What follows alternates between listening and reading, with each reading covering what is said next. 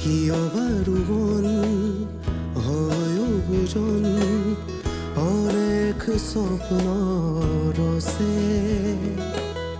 জীৱনৰে ৰংবোৰ প্ৰতিপল সলনি হয় তথাপি মন নাভাগৰে প্ৰতি নিশা কত ভাৱনা উজাগৰি বুকুতে তোৰ সতে ৰম কৰে পুৱালে লগ দিবিনে সপোনৰ ঠিকনা জনাই ৰজনী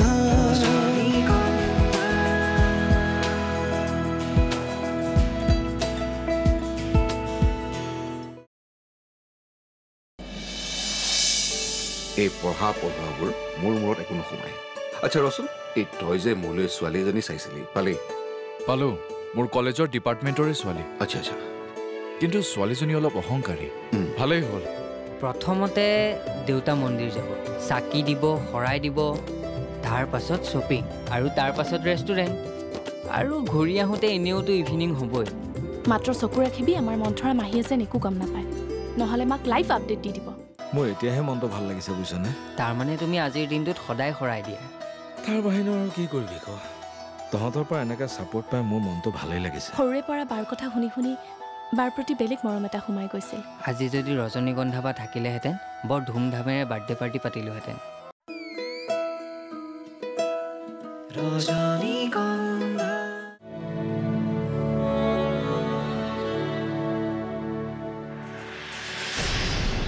বাইদেউ চাহ একাপ আনিম নেকি এই ৰঙা চাহ একাপ আনিব পাৰো তাইটোৱে যে একো নাখায় তাইকেনো আমি কেনেকৈ খাওঁ তই আকৌ কিয় একো নাখাবি তই খাবি নাখাওঁ বাইদেউ ঘৰৰ মানুহে নাখালে মই কিয় খাম বাইদেউ ৰজনীগন্ধা সলনি হ'বনে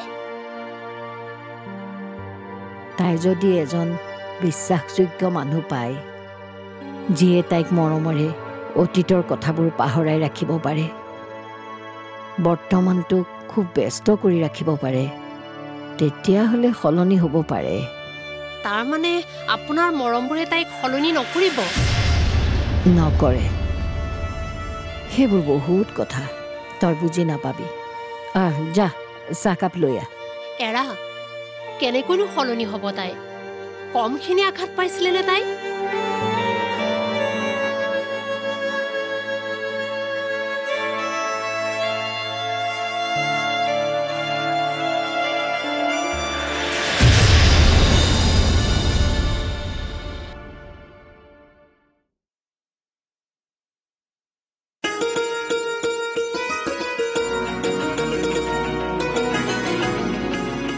এই পেপাৰ লোৱাটো বন্ধ কৰিব লাগিব কিয় কি হ'ল ৰাতিপুৱাৰ পৰা গধূলিলৈকে কেৱল পেপাৰখনকে পঢ়ি থাকে ৰাতিপুৱাই পঢ়াটো বেলেগ কথা সকলোৱে ৰাতিপুৱাই পঢ়ে এতিয়া আৰু কোনেও নপঢ়ে হেৰা আন মানুহে পঢ়াৰ দৰে ৰাজনৈতিক নেতাই বাতৰি কাকত নপঢ়ে কেৱল ৰাজনৈতিক নেতাবোৰেই হ'ল একোটা বাতৰি এতিয়া মই যদি কওঁ যে বস্তুৰ দাম বাঢ়িছে ৰাইজৰ সমস্যা হৈছে সেইটো এটা ডাঙৰ বাতৰি হ'ব কিন্তু সাধাৰণ মানুহ যদি 10 জনে একলগ হৈ কয় যে বস্তুৰ দাম বাঢ়িছে মানুহৰ সমস্যা হৈছে সেইটো কেতিয়াও বাতৰি নহয় গতিকে এটা বাতৰি সৃষ্টি কৰিবলৈকে আমি বাতৰি কাগজ পঢ়োঁ ক'ত সুবিধা পাওঁ হে হৰি চান্স পালে আপুনি লেকচাৰ দিয়া স্বভাৱটো কেতিয়া যাব বাৰু যেতিয়া ৰাজনীতি বাদ দিম হ'ব দিয়া আসল কথাটো কোৱা আসল কথাটো হ'ল আমি অহা শুকুৰবাৰে নিহাৰৰ ছোৱালী ঘৰলৈ যাম আপোনাক আগতীয়াকৈ কৈ থলো একো প্ৰগ্ৰেম নাৰাখিব মই গণকৰ হতুৱাই দিন এটা চোৱাই থৈছোঁ শুকুৰবাৰে 10 তাৰিখ অকল আমিয়ে যাম না আৰু কোনোবা যাব মই মাহীকক কৈছোঁ বিমল আৰু অৰুণাকো কম পাছত আৰু ক'ত যোৱা হ'ব কেৱল তোমাৰখিনিতে ৰৈ নিদিবা নহ'লে পাছত মই কথা শুনিব লাগিব বোলে চন্দ্ৰই পুতেকৰ বিয়া পাতিছে আমাক খবৰেই নিদিলে তুমি এবাৰ পেহীয়েক আৰু খুৰী আইতাকক খবৰটো দিবা নহ'লে কথাটো বেয়া হ'ব। এই সীমান্তক আগফালখন চাফা কৰিবলৈ দিলোঁ, কিবা কৰি আছে, ৰ'বাচোন মই চাই আহোঁ।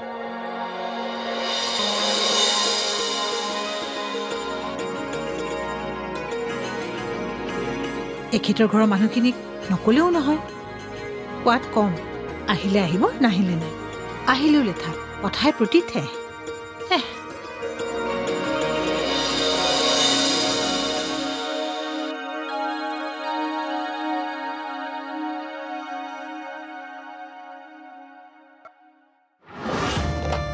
মই যে আহিছোঁ তহঁতে গমেই পোৱা নাই। অ' কি যে কোৱা নহয়, মইচোন এবাৰ ভিতৰৰ পৰা মাতিছিলোৱে। নহয় মানে মই অহাৰ পিছত ৰাহুল যে ওলাই গ'ল, বাপেৰতো খবৰেই নাই। মা, বাপেৰ বুলিনো কিয় কোৱা, দেউতা বুলিতো ক'ব পাৰা।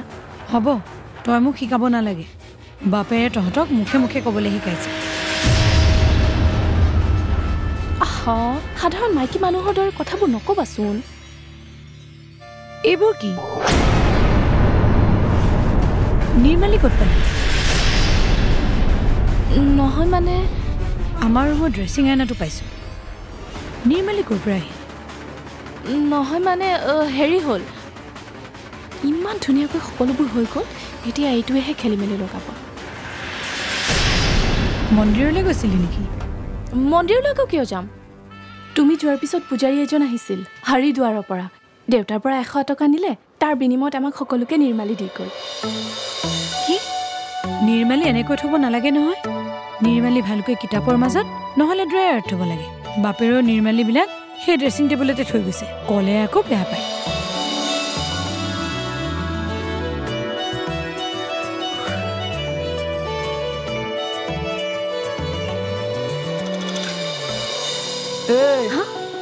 কি চাই আছ? নাই, একো নাই। কৌশিক ছাৰ অহা নাই নেকি? আৰে কৌশিক ছাৰৰ লগত তোৰ কি কাম? তইতো বেলেগ ডিপাৰ্টমেণ্টৰ। তুমি ইয়াত ক্লাছ কৰা নাই?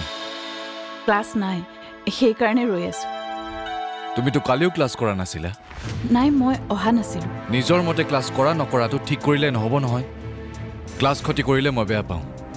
চোৱা, যদি মোৰ ক্লাছ কৰি বেয়া পাইছা মোক কৈ দিয়া। আচ্ছা, তোমাৰ নামটো কি আছিল?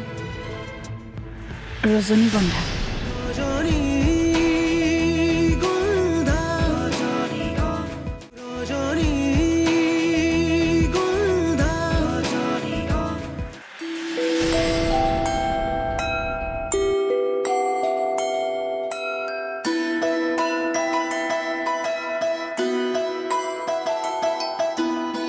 ব'লা, মোৰ ভোক লাগিছে। কালি গোটেই দিনটো নোখোৱাকৈ আছা, ভোক নালাগিব? তুমিওতো নোখোৱাকৈ আছা। কালি গোটেই দিনটো নিজকে কিয় ইমান শাস্তি দিলা?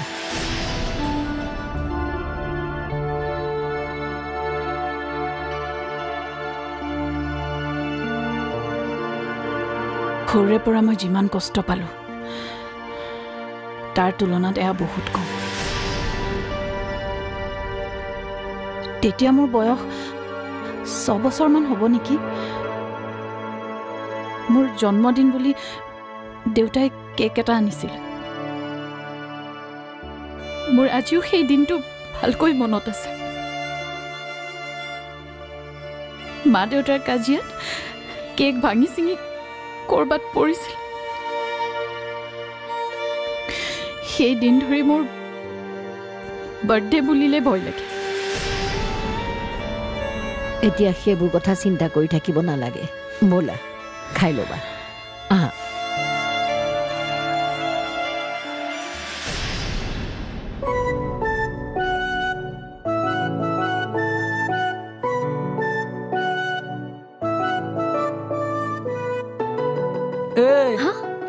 কি চাই আছ? নাই, একো নাই। কৌশিক ছাৰ অহা নাই নেকি? আৰে কৌশিক ছাৰৰ লগত তোৰ কি কাম? তইতো বেলেগ ডিপাৰ্টমেণ্টৰ। কিয়? বেলেগ ডিপাৰ্টমেণ্টৰ ষ্টুডেণ্টে কি আন এটা ডিপাৰ্টমেণ্টৰ ছাৰক লগ কৰিব নোৱাৰে বুলি ক'ত লিখা আছে? ক'ব নোৱাৰোঁ, মই কিন্তু লিখি দিছোঁ। আৰু তই ইমান জুপি জুপি চাই থাকিব নালাগে। ছাৰৰ বাইদেৱে যদি গম পায়, 1.5 বছৰীয়া কেঁচুৱা কোচত লৈ তোৰ চুলি ডাল ডাল কৰিব। তাৰ মানে ছাৰ বিয়া পতা? অঁ, ছাৰৰ ল'ৰাও আছে। ল'ৰা নহয়, ছোৱালী। ঘৰত মতা নামটো চিকলি। আহিছোঁ দে, দুখ নকৰিবি। ভগৱানৰ ওচৰত প্ৰাৰ্থনা কৰ, অহাবাৰ যাতে বিয়া নপতা দেখা প্ৰফেচাৰ এজন এপইণ্টমেণ্ট দিয়ে।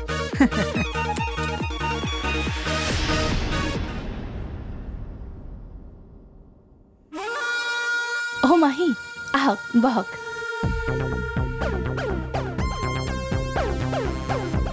বহুত দিনৰ মূৰত যে তহঁতি আকৌ মই আহিলে বেয়াই পাওঁ নহয় আৰে কিয় বেয়া পাম অৱশ্যে বেয়াটো অকণমান নোপোৱা নহয় কেতিয়াবা আহোঁতে বোলো ভাগিন দুটা আছে মিঠাই চিপছ চকলেট কিবা এটা লৈ যাওঁ আনিছেনে নহয় মানে তহঁতি বজাৰ বস্তু খাই বেয়া পাওঁ বুলিহে কোন আহিছে প্ৰিন্সি অ' তইহে চাওঁ এইফালে যাচোন বাকী ভালে আছ আছো দে এইকেইদিনত তহঁতৰ ক'ৰবাত বিয়া আছে নেকি কিয় মই মানে সিদিনাখন বৈশ্য চিলিকা হাউচলৈ গৈছিলোঁ তাত গ'লে এই আটাইতকৈ ভাল কাপোৰযোৰ কিনিছে কোনে অঁ এই পিঞ্চিয়ে কিনিছে তাত গ'লে আপোনাৰ ভাগিনে লৈ গৈছে কিনো দোকানী নহয় মই লগত গৈছোহে মই কিনা বুলিয়ে কৈ দিলে আমাৰ লগৰ যে আস্থা তাইৰ সৰু খুৰাকৰ বিয়া তাইহে কিনিছে মোৰনো এতিয়া কাপোৰৰ কি দৰকাৰ মায়ে যিমানবোৰ কিনি থৈছে সেইবোৰ পিন্ধিবলৈ সময় নাই মাহী আপুনি বহক চৰ্বত এগিলাচ দিওঁ মূৰটো ঠাণ্ডা কৰি লওক মই আকৌ তহঁতি কিনিছ বুলিহে ভাবিছিলোঁ ক'ৰ পৰা কাপোৰ কিনিবি এইকেইদিন চলিবলৈ বৰ দিগদাৰ হৈছে অ' হেৰি নহয় তই ফেব্ৰুৱাৰী মাহত টকা 10,000 লৈছিলি নহয় পাৰিলে ঘূৰাই দিবিচোন চলিবলৈ বৰ দিগদাৰ হৈছে মই চাম বাৰু এতিয়া বহুত দেৰি হ'ল মই যাওঁ বহ আহিছহে চৰবত এগিলাচ খাইছা এই নালাগে যাওঁ দে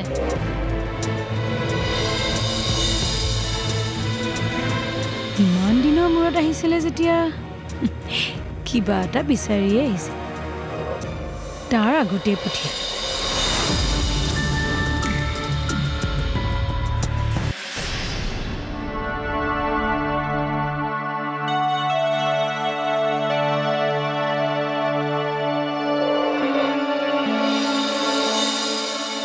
তুমি ইয়াত ক্লাছ কৰা নাই ক্লাছ নাই সেইকাৰণে ৰৈ আছোঁ তুমিতো কালিও ক্লাছ কৰা নাছিলা নাই মই অহা নাছিলোঁ নিজৰ মতে ক্লাছ কৰা নকৰাটো ঠিক কৰিলে নহ'ব নহয় ক্লাছ ক্ষতি কৰিলে মই বেয়া পাওঁ চোৱা যদি মোৰ ক্লাছ কৰি বেয়া পাইছা মোক কৈ দিয়া আচ্ছা তোমাৰ নামটো কি আছিল ৰজনীগন্ধা উপাধি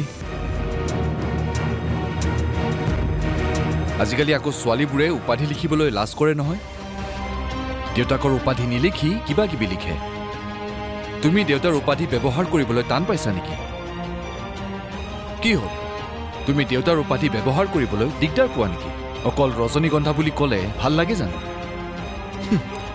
নতুন ধং এইফালে আকৌ ক্লাছ বাংক কৰে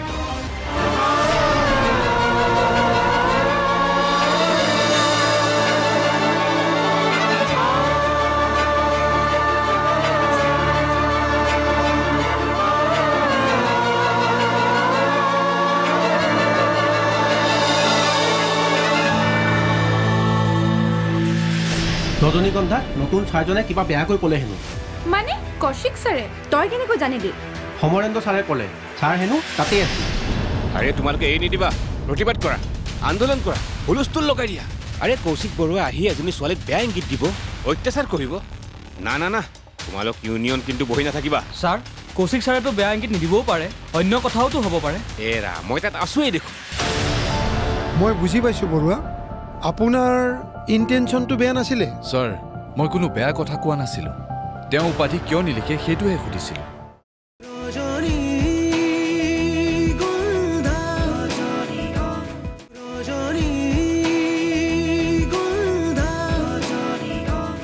কি হ'ল বৰুৱা ঘটনাটো কি নাই নাই একো হোৱা নাই নাই নাই আপুনি নিশ্চয় কিবা কৈছে নহ'লে ৰজনীগন্ধা এনেকৈ কান্দি দৌৰি যাব কিয় আপুনি কিবা বেয়া ইংগিত দিছিল নেকি মই কিন্তু আজিয়ে প্ৰিন্সিপাল ছাৰক কমপ্লেইন কৰিম আহিয়ে এইবোৰ আৰম্ভ কৰি দিছে নহয় কলেজৰ পৰিৱেশ নষ্ট কৰি দিছে চাই থাকক আপোনাৰ কি হয়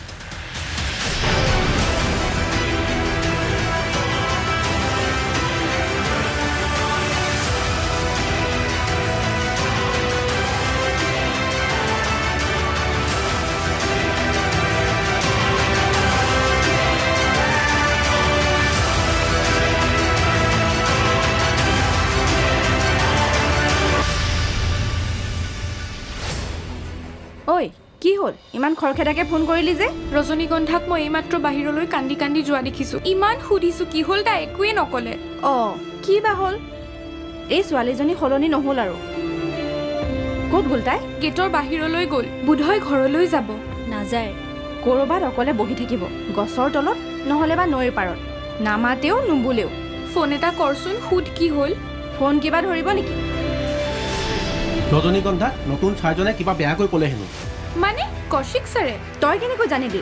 সমৰেন্দ্ৰ ছাৰে ক'লে, ছাৰ হেনো তাতেই আছিল। ছাৰে কোৱাৰ পিছত আমাৰতো দুই এটাৰ খঙেই উঠিছে। কেছটো প্ৰিন্সিপাল ছাৰেও গম পাইছে। কি বা ক'লে? কৌশিক ছাৰকতো তেনে যেন নালাগে। কি বা হয় এতিয়া? তহঁত ৰ, মই লগৰখিনিক খবৰ দিওঁগৈ। বলচোন বল, তাইক বিচাৰি যাওঁ। মই বুজি পাইছোঁ বৰুৱা, আপোনাৰ ইণ্টেনশ্যনটো বেয়া নাছিলে। ছাৰ, মই কোনো বেয়া কথা কোৱা নাছিলোঁ। তেওঁ উপাধি কিয় নিলিখে সেইটোহে সুধিছিলোঁ। অৱশ্যে অকণমান শাসনৰ সুৰ এটা আছিল, কিন্তু সমৰেন্দ্ৰ ছাৰে কোৱাৰ দৰে মই কোনো ধৰণৰ অশ্লীল ইংগিত দিয়া নাছিলোঁ। মোক বিশ্বাস কৰক। মই বিশ্বাস কৰিছোঁ বৰুৱা, যিহেতু কমপ্লেইনটো আহিলে মই ছোৱালীজনীৰ লগত এবাৰ কথা পাতিব লাগিব। আপুনি সুধিব ছাৰ, মই আপোনাক যিখিনি কথা ক'লোঁ তাৰ উপৰি মই বেলেগ একো কথা কোৱা নাই ছাৰ। অৱশ্যে তেওঁ উপাধিটো কিয় নিলিখে এই কথাটো সোধাটো অলপ বেছি হ'ল। হ'ব দিয়ক, আপুনি একো চিন্তা নকৰিব, মই কিবা এটা ব্যৱস্থা কৰিম। এতিয়া মই আহিছোঁ।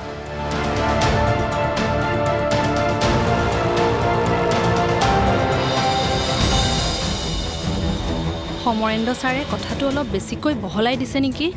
এই মানুহজনৰ পৰা অলপ সাৱধানে থাকিব। আৰু এটা কথা, ছোৱালীবোৰৰ লগত কথা বতৰা হওঁতে আৰু ব্যৱহাৰ কৰোঁতে অলপ সাৱধান হ'ব। কেতিয়াবা ইচ্ছাকৃতভাৱেই ইহঁতে বিপদত পেলাই দিব। নতুনকৈ আহিছে যে, সেইকাৰণে কৈছোঁ। জানো কি হৈ গ'ল, আজি 3 দিনতে এই অৱস্থা। একো নহয় দিয়ক, আপুনি চিন্তা কৰিব নালাগে। বলক, আমি কেণ্টিনতে চাহ একাপ খাই আহোঁ। আহক।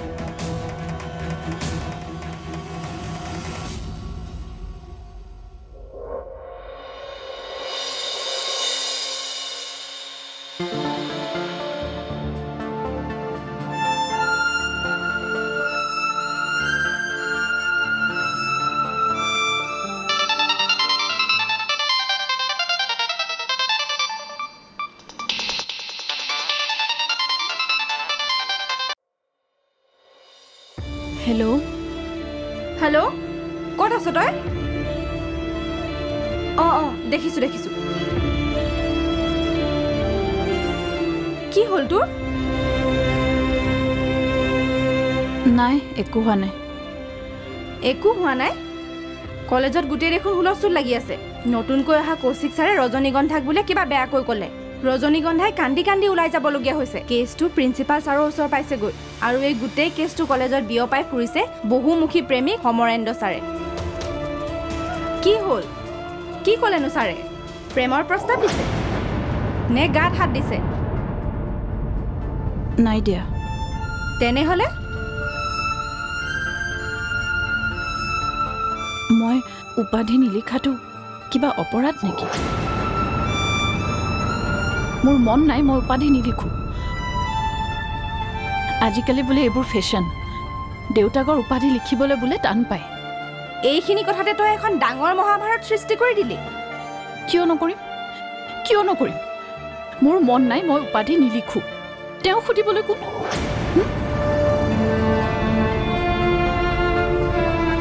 মই কি দেউতাৰ পৰিচয় অবিহনে জীয়াই থাকিব নোৱাৰিম নেকি?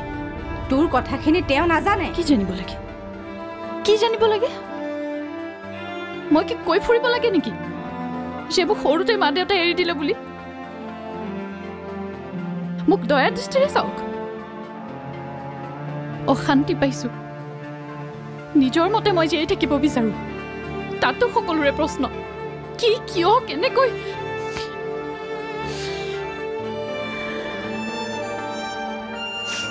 হ'ব দে, এইবোৰ বাদ দে আৰু। আৰে তোমালোকে এৰি নিদিবা, প্ৰতিবাদ কৰা, আন্দোলন কৰা, হুলস্থুল লগাই দিয়া। আৰে কৌশিক বৰুৱা আহি এজনী ছোৱালীক বেয়া ইংগিত দিব, অত্যাচাৰ কৰিব। না, তোমালোক ইউনিয়ন কিন্তু বহি নাথাকিবা। ছাৰ, কৌশিক ছাৰেতো বেয়া ইংগিত নিদিবও পাৰে, অন্য কথাওতো হ'ব পাৰে। এৰা, মই তাত আছোৱেই দেখোন। হ'লেও ছাৰ, ৰজনীগন্ধাই যেতিয়ালৈকে কথাবোৰ খুলি নকয় তেতিয়ালৈকে আমি কোনো পদক্ষেপেই নলওঁ। আৰে বাবা, ৰজনীগন্ধাই মই কোৱাটোকে ক'ব। তাই ইয়াৰ পৰা কান্দি গৈছে, সকলোৱে দেখিছে। সেইটোৱে ডাঙৰ প্ৰমাণ। হ'লেও ছাৰ আমি প্ৰকৃত সত্য নজনাকৈ একো সিদ্ধান্তই নলওঁ ছাৰ যদি কথাটো সঁচা হয় তেতিয়াহ'লে দোষীক উচিত শাস্তি দিয়াৰ ব্যৱস্থা গ্ৰহণ কৰা হ'ব কাইলৈৰ বাবে ৰখচোন ছাৰ এতিয়া আহিছোঁ কৈ আহ বল দেখা যাওকচোন মুঠতে ৰজনীগন্ধাই গম পাব লাগে অমৰেন্দ্ৰ ছাৰে তাইৰ হৈ মাত মাতিছে ডক্টৰ কৌশিক ৰঞ্জন বৰাই ভাবিছিল এটা ধুনীয়া চেহেৰা লৈ ইয়াত শান্তিৰে কাম কৰি যাব বুলি